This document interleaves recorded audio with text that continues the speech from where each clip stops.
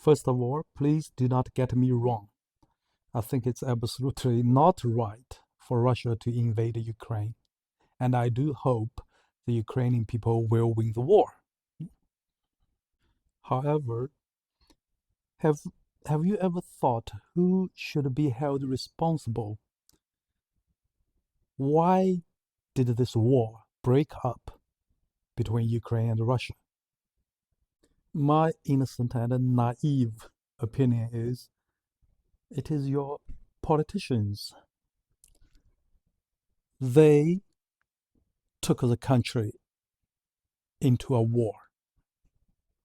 It is always easier for a politician to act like a patriot, to act tough, to act strong, and to tell the people, hey, I'm strong.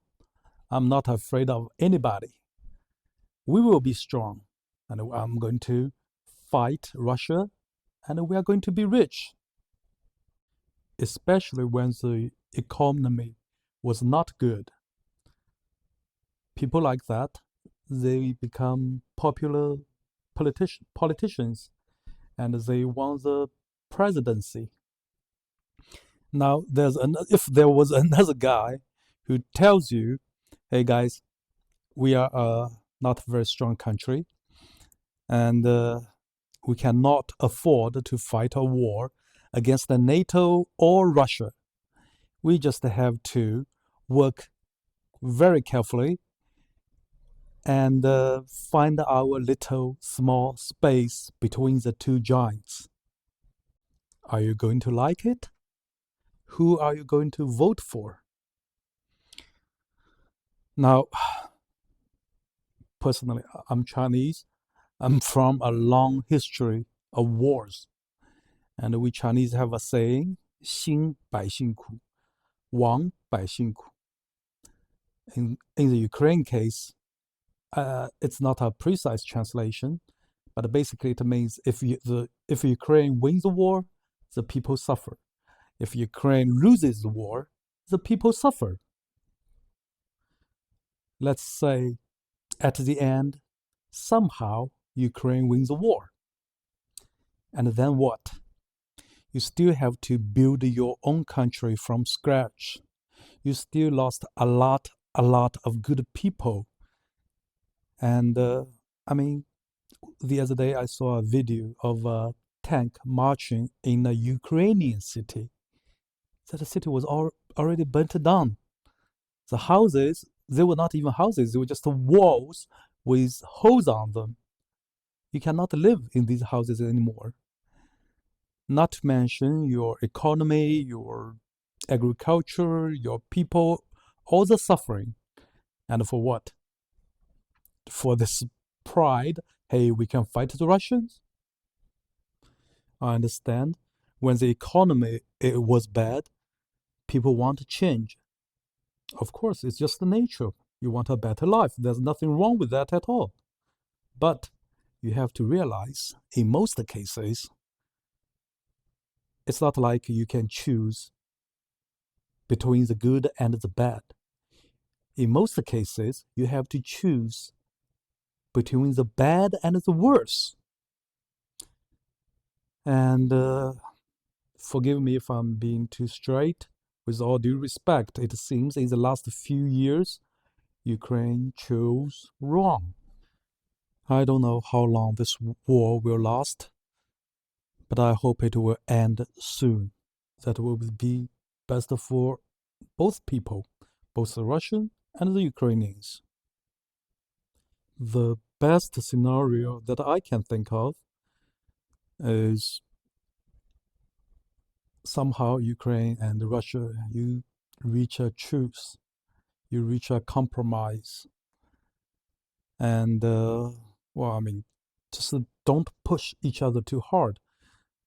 If Ukraine pushes Russia too hard, in some time it's very likely they will come back, right? And if Russia pushes Ukraine too hard, maybe they will fight to the death. What good does that do? I don't know. I mean, I'm not a politician. It just hurts to see people suffer, to fight a war that benefits nobody. Well, I'm sure somebody is making money or getting power. Somebody is benefiting from this war, but absolutely not the Russian people or the Ukrainian people. That's very obvious.